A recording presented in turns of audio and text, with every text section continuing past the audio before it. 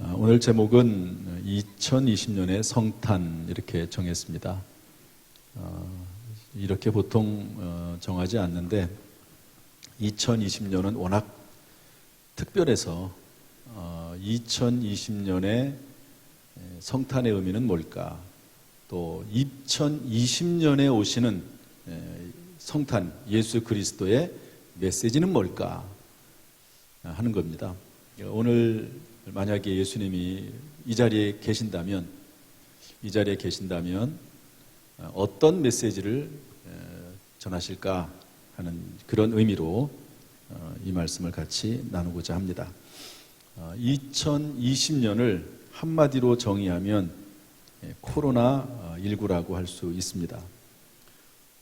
2020년 한 2월 말부터 예배가 제약을 받기 시작을 했습니다. 모이는데 중간에 어느 정도 회복이 되기도 했다가 최근에 와서는 다시 더 심각한 단계에 들어섰지요.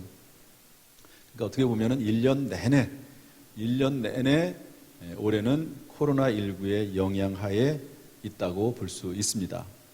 더구나 성탄절 예배조차도 코로나19의 영향 하에서 우리가 지금 예배를 드리고 있습니다. 이때 예수님께서는 무슨 말씀을 하실까? 아무도 모르죠. 그렇지만 한번 1년을 지나면서 쭉 묵상을 하면서 또 기도하면서 많은 내용들이 있을 겁니다. 그렇지만 2020년의 성탄절에 주님께서 메시지를 전하신다면 어떤 말씀을 하실까 하는 것을 오늘 좀 같이 나누려고 합니다. 첫 번째는 뭐냐? 본질입니다. 합시다. 본질. 이 말의 의미는 본질로 돌아가라는 거죠. 합시다. 본질로 돌아가라. 다시 한번 본질로 돌아가라. 본질이나 교회의 핵심 가치는 여러 가지가 있습니다. 찬송, 예배를 기점으로 한 찬송, 기도, 말씀, 예물과 축복, 또 교회에 관련해서는 친교와 말씀 양육, 이 세상에 대해서는 전도와 선교, 이런 핵심적인 가치가 있죠. 그런데 그런 내용들을 다 다룰 수는 없고요. 기본적으로 밀리고 밀렸다는 말은 일단은 코로나19로 인해서 친교가 중단이 됐죠. 소그룹 양육이나 교제가 중단이 됐죠. 전도와 선교도 거의 제약을 받고 중단이 될 수 있다고 봅니다. 어쨌든 그런 것들은 하나하나 중단이 돼가고 밀리고 밀려서 제일 끝단계로 오는 게 뭐냐면 예배입니다. 예배까지 왔어요. 선교, 전도 잠시 중단하지. 친교, 소그룹 모임 잠시 중단하지. 모여서 성경 공부하는 거 잠시 중단을 하지. 밀리고 도저히 밀릴 수 없는, 양보할 수 없는 끝단계가 뭐냐? 예배입니다. 그래서 지난번에 우리 기독교연합회 목사님들하고 시청의 담당 국장님, 과장님, 팀장님들하고 얘기하면서 나눴던 내용은 뭐냐면요. 거기에서 나오는 거는 왜 전도 선교를 못하게 하느냐? 왜 밥 못 먹게 하느냐? 이런 얘기를 다루지 않았습니다. 예배의 문제를 다뤘거든요. 그러니까 예배가 밀리고 오면 결국 끝에는 예배의 문제가 점검이 되는 거죠. 그런데 이 다른 문제들 그래서 일단 차치하고 본질에 대해서 예배의 부분을 좀 다루겠다는 거죠. 그런데 그 예배조차도 이번 코로나19를 지나면서 오늘 성탄절을 맞이해서 주님께서 하시는 말씀이 있다고 하면 본질로 돌아가라. 본질의 문제를 우리가 생각할 수 있고 이것은 결국 본질로 돌아가라는 것이고 그리고 예배로 우리가 한정한다고 하면 예배의 본질로 돌아가라는 것이죠. 따라합시다. 예배의 본질로 돌아가라. 예배의 본질은 뭔가 주님께서 하신 말씀을 좀 보겠습니다. 요한복음 4장 23절 24절 말씀 다 같이 읽어보겠습니다. 시작. 아버지께 참되게 예배하는 자들은 영과 진리로 예배할 때가 오나니 곧 이때라. 아버지께서는 자기에게 이렇게 예배하는 자들을 찾으시니라. 하나님은 영이시니 예배하는 자가 영과 진리로 예배할지니라. 그러니까 참되게 예배한다는 말이 나오고요, 이렇게 예배한다는 말이 나옵니다. 그런데 영과 진리로 예배하라, 이렇게 말씀하고 계십니다. 따라서 우리가 하나님 앞에 예배의 본질로 돌아가야 되는데, 그 예배의 본질이라고 하는 것은 영과 진리라고 하는 것이죠. 여기에 관련해서 다른 성경 구절도 말씀하고 있는 내용이 있습니다. 시편 51편 17절 말씀인데 다 같이 한번 읽어보죠. 시편 51편 17절 시작. 하나님께서 구하시는 제사는 상한 심령이라. 하나님이여 상하고 통회하는 마음을 주께서 멸시하지 아니하시리이다. 아멘. 하나님께서 구하시는 제사, 예배의 가장 본질이며 기본은 뭐냐? 하나님 앞에 나올 때 상한 심령을 가지고 통회하는 마음을 가지고 주님 앞에 나오는 그 예배를 하나님께서 멸시하지 않으신다는 거지요. 저는 이번 이 코로나19를 지나면서 또 이 시대에, 코로나19 시대에 예수님께서 오신 이 성탄절에 주님이 하시는 말씀이 있다고 하면 예배의 본질로 돌아가는데, 무엇보다도 하나님 앞에 나올 때, 성전에 나올 때 또는 어느 곳에서 하나님을 경배하든지 간에 상하고 통회하는 마음을 가지고 주님 앞에 나와야 된다, 그 말씀을 하시지 않을까, 그렇게 저는 보고 있습니다. 성경에 그런 분들이 누가 있습니까? 한나 같은 분이죠. 한나가 아들을 달라고 하나님 앞에 기도하지요. 성전에 와서 기도합니다. 엘리 제사장이 그것을 보고 마치 술 취한 것 같으니까 네가 언제까지 취하여 있겠느냐, 포도주를 끊으라. 그랬더니 한나가 뭐라고 대답하지요? 그렇지 않습니다. 나는 마음이 슬픈 여자라. 포도주나 독주를 마신 것이 아니요 여호와 앞에 내 심정을 통한 것뿐이오니.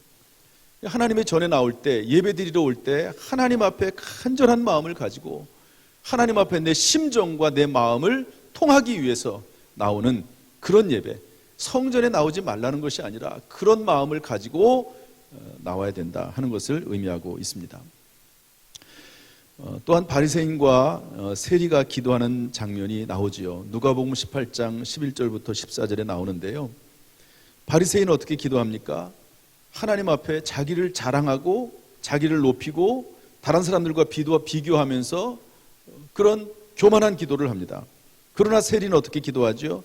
멀리 서서 감히 눈을 들어 하늘을 쳐다보지도 못하고 가슴을 치며 이르기를 하나님이여 나를 불쌍히 여기소서, 나는 죄인이로소이다, 이렇게 기도했습니다.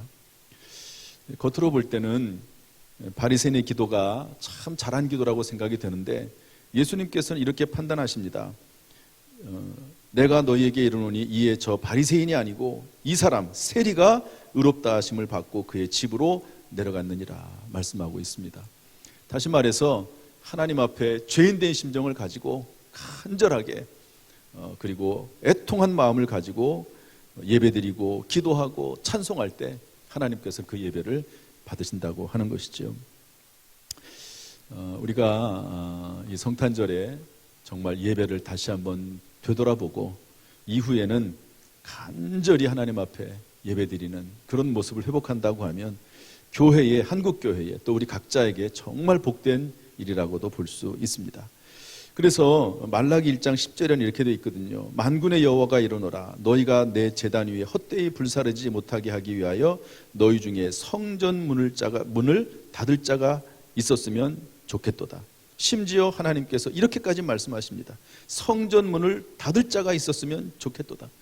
우리가 지금 성전 문이 닫히진 않았지만 그러나 얼마나 많은 제약을 받고 있습니까? 이 말의 의미는 뭐지요? 성전 예배를 드리지 말라는 것이 아니라 본질 예배를 강조한 것입니다.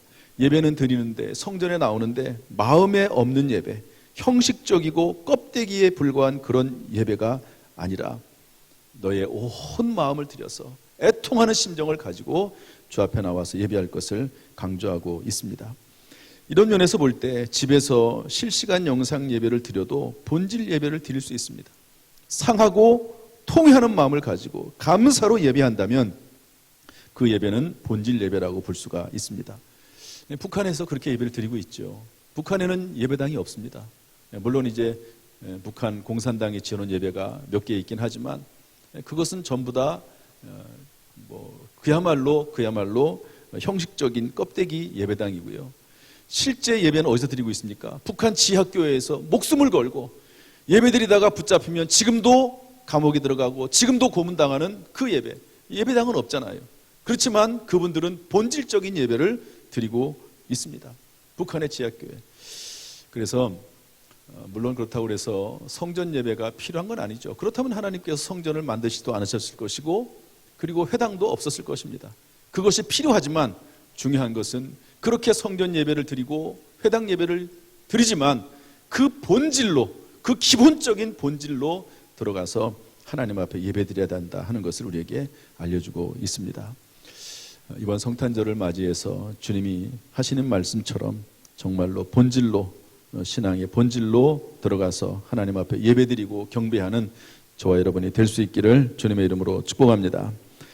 두 번째로 2020년 성탄절에 예수님이 오셔서 우리에게 어떤 말씀을 하실까?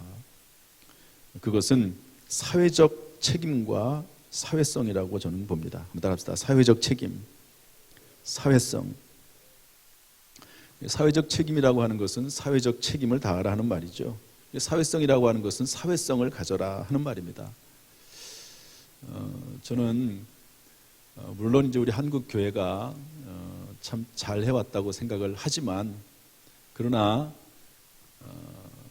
이번 코로나19를 지나면서 주님이 우리에게 교회에 요구하신 부분에 있어서 상당한 부분이 결여되어 있는 것은 아닌가 하는 것을 생각을 해봅니다. 왜 그러냐면 우리 주님의 말씀을 한번 보도록 하겠습니다. 누가복음 4장 18절 19절입니다.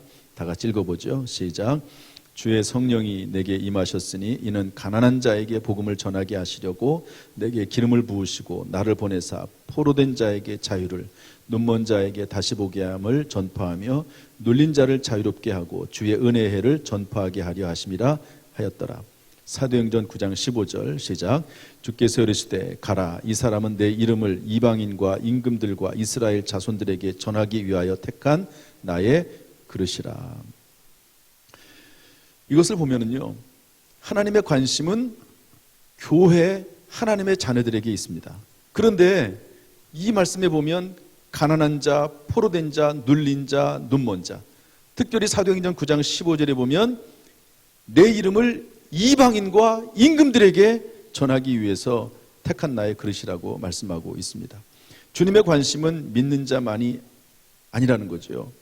소외된 자, 사회적 약자, 그리고 심지어 유대인들이 영혼 없는 짐승과도 같이 취급했던 이방인들도 관심을 가지고 사랑하셨고 섬기셨고 죽으셨다는 것입니다. 이런 분들이 이번 성탄절에 우리가 깊이 생각해야 될 부분이 아닌가 그렇게 여겨집니다.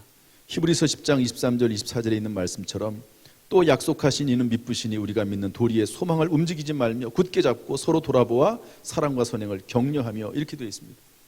한국교회가 믿는 도리의 소망을 움직이지 말고 굳게 잡는 것까지는 참 좋은 것 같아요. 그러나 서로 돌아보아 사랑과 선행을 격려하며 교인들 간에 서로 돌아보아 사랑과 선행을 격려하는 것, 그리고 한 단계 더 나아가서 불신자들까지도, 여러분 불신자들을 적대시하는 것이 아니라 불신자들을 사랑하고 섬기고 그들도 품에 안는 그런 모습이 우리 가운데 한국교회에 요청된다고 봅니다. 함께 가는 거죠. 이번 코로나19 사태를 지나면서 교회와 세상이 완전히 분리된 것이 아니다 하는 것을 깨달을 수가 있었습니다. 한 공동체입니다. 예수 믿지 않는 사람들도 하나님의 은혜 가운데 구원받을 수 있는 하나님의 백성이 되는 것이고 한 공동체 안에 있다고 하는 것도 느낄 수 있습니다. 물론 그들은 구원받아야 될 대상이긴 하지만 그러나 한 공동체 안에서 살아나가는 것이죠. 현대에 와서 선교와 전도의 전략이 변화가 일어났습니다. 꽤 오래된 얘기긴 하지만요. 이전에는 오직 복음이었습니다. 오직 복음. 그래서 CCC에서 사형리를 전해서 복음만을 전했지요. 어느 곳에 가든지 간에 쭉 터져가지고, 저도 대학 다닐 때 이제 CCC에서 사역리를 배우고 전도를 했는데요. 그러면 그냥 만나는 사람, 처음 만나는 사람들에게 양해를 구하고 그 자리에서 사중복음을 사형리 복음을 전합니다. 그리고 예수님 영접을 해요.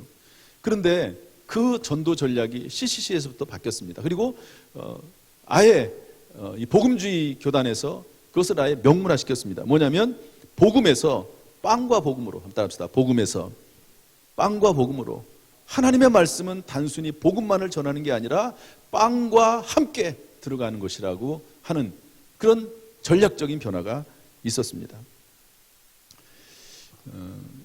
성 프란시스코라고 하는 아주 유명한 수도사가 있죠. 그런데 이분이 전도를, 제자들하고 같이 전도를 하러 가자고 얘기를 했습니다. 제자들이 우르르 따라 나섰죠.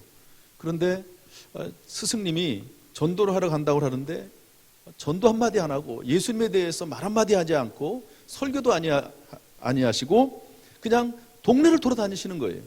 그러면서 만나는 사람들마다 인사하고 밝게 웃고, 시장에 가서는 시장 사람들하고 또 밝게 인사 나누고 또 필요한 것도 뭐 사기도 하고, 그리고 나서 한참 지나고 돌아왔습니다.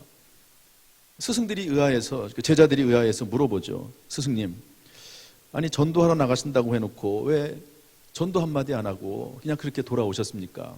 그랬더니 프란시스코 하는 말이, 지금 내가 한 게 바로 전도다, 전도한 것이다, 그렇게 얘기했다는 아주 유명한 말이 있습니다. 프란시스코와 제자들이 예수 믿는 것을 동네 사람들이 다 알죠. 다 압니다. 그런데 그 동네 사람들에게 프란시스코와 그 제자들이 좋은 사람이 되는 것이 일단 우선적으로 중요하다는 거죠. 좋은 사람이 되는 것. 여러분, 이게 참 중요한 의미입니다. 예수 그리스도는 좋은데 예수 믿는 사람들이 싫어서 교회 안 나오는 사람들이 많다는 겁니다. 그 대표적인 사람이 인도의 마하트마 간디입니다. 나는 예수님은 존경하고 사랑하지만 그러나 예수 믿는 사람들은 내가 인정할 수 없다, 그렇게 얘기를 했습니다. 그러므로 이번 코로나19를 지나면서 우리가 예수 그리스도를 전하는 게 뭐냐 하는 것을 깊이 생각을 하면서 세상 사람들과 동행하고 또 그들의 신망도 받고, 물론 하나님 앞에 절대적인 예배를 드리고 그리고 하나님 앞에 온전한 예배를 드리기 위해서 목숨을 바쳐야 되지만, 그러나 세상 사람들에게 신망을 받는 일도 하나님께서 기뻐하시는 일이다 하는 것을 알 수가 있습니다. 예수님께서 이 땅에 오셨잖아요. 그 오신 모습이 어떤 모습입니까? 가난하고 낮고 천한 인간들의 모습으로 온 것처럼 어떤 경우에는 낮고 천한 자리, 그리고 불신자의 자리에까지도 가서 그들에게 좋은 사람이 되는 것이 요청된다는 것을 알 수가 있습니다. 이번 올해를 지나면서요, 제가 참 감사한 게 있습니다. 많은 사역들이 중단이 됐지만 총여전도와 총남전도에서 했던 일들이 저는 참 감사해요. 마스크를 만들어서 지역 사람들에게 나눠주고, 또 방역 봉사를 교회도 하지만 지역 주민들에게도, 지역에도 방역 봉사를 했습니다. 그래서 어떤 분은 고마워서 감사헌금을 교회에다 한다고 그걸 받아오는, 주시는 그런 경우도 있었습니다. 우리 그리스도인들이 세상과 사회 속에서 지탄받지 않고 좋은 사람이 된다고 하는 것, 좋은 사람이 된다고 하는 것, 이것은 오늘날 성탄절에 주시는 주님의 메시지라고 여겨집니다. 2020년 성탄절에 사람을 더욱 그리워하고, 그 사람이 교인이 됐든지 간에 불신자가 됐든지 간에 사람을 사랑하고 섬기는 저와 여러분, 우리 교회가 될 수 있기를 주님의 이름으로 축복합니다. 세 번째로, 2020년에 성탄절에 예수님이 오셔서 우리에게 어떤 말씀을 하실까? 그것은 한계 상황과 구원입니다. 따라합시다. 한계 상황과 구원. 이것은 한계 상황을 예수 그리스도로 극복하라는 것입니다. 한계 상황을 예수 그리스도로 극복하라. 여러분, 코로나19 때문에 사람들이 막 이렇게 두려워하고, 그리고 염려하고 또 고통 가운데 있는 이유가 뭡니까? 그것은 죽음이라고 하는 한계 상황 때문에 그렇습니다. 이 병이라고 하는, 전염병이라고 하는 한계 상황에 대한 두려움입니다. 그것 때문에 두려워하는 거죠. 또 그러면서 또 옆 사람에게 전염이 되기 때문에 그런 염려, 근심, 관계적인 어떤 고통이 또 있습니다. 이런 한계 상황이 우리에게 지금 있다고 하는 것이죠. 이런 생로병사의 한계 상황, 여기에 대해서 히브리서 9장 27절은 이렇게 말씀하고 있습니다. 한 번 죽는 것은 사람에게 정하신 것이요 그 후에는 심판이 있으리니, 이 죽음의 문제를 해결할 수 없는 것이죠. 또한 한계 상황이 뭐가 있습니까? 영적으로는 죄입니다. 로마서 6장 23절에 보면 죄의 싹은 사망이요 이랬거든요. 이 죄에 대한 두려움, 한계 상황이 있습니다. 여기에 대해서 예수님은 분명히 말씀을 하고 있습니다. 성경은 분명히 말씀하고 있습니다. 로마서 6장 23절에 보면 한번 읽어보겠습니다. 로마서 6장 23절 다 같이 시작. 죄의 싹은 사망이요 하나님의 은사는 그리스도 예수 우리 주 안에 있는 영생이니라. 또 오늘 읽었던 말씀 마태복음 1장 21절에 보면 이렇게 되어 있습니다. 다 같이 읽어보죠. 시작. 아들을 낳으리니 이름을 예수라 하라. 이는 그가 자기 백성을 그들의 죄에서 구원할 자의 힘이라 하니라. 아멘. 여러분, 어디에서 인간의 한계 상황, 죄와 죽음의 문제를 해결하겠습니까? 성경은 분명히 말씀하고 있습니다. 그리스도 예수 안에서 죄의 문제, 죽음의 문제를 해결할 수 있는 것이죠. 사실 우리가 두려운 것은 코로나가 두려운 게 아닙니다. 코로나로 인해서 물론 병에 걸리고 아프고 죽을 수도 있으면 두려움이 될 수 있지만, 궁극적으로는 그 사실 자체가 우리에게 두려움이 되는 건 아닙니다. 왜냐하면 우리에게는 영원한 나라가 예비되어 있기 때문에 그 자체가 두려운 건 아니에요.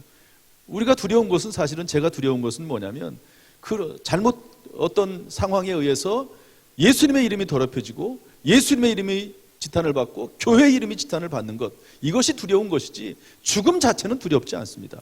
우리에게는 영원한 생명이 예비되어 있기 때문에 그렇지요. 여러분, 그 근거가 뭡니까?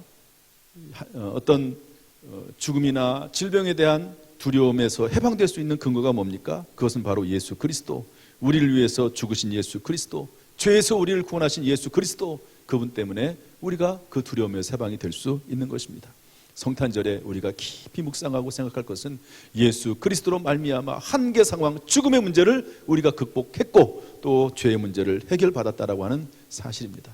여러분, 이 사실로 인해서 예수 그리스도, 그분이 우리에게 더 깊이 다가오고, 특별히 코로나19 시대에 더 깊이 다가올 수밖에 없을 것 같아요. 우리가 죽음의 문제를 생각한다면 이 시대에 더 깊이 예수를 생각하고 더 깊이 예수님과 동행하는 저 여러분 될 수 있기를 주님의 이름으로 축복합니다. 그래서 성탄절에 이 코로나19의 문제가 예수님과 멀어지는 그런 때가 아니고, 오히려 더 본질로 돌아가고 더 우리의 사회적인 역량이 넓어지고, 그리고 우리의 구원이 얼마나 복된 것인지를 깊이 깨닫는 그런 시간 될 수 있기를 주님의 이름으로 축복합니다. 예수 그리스도의 은혜가, 성탄의 은혜가 우리 모든 성도들에게 충만히 임하기를 주님의 이름으로 축원합니다.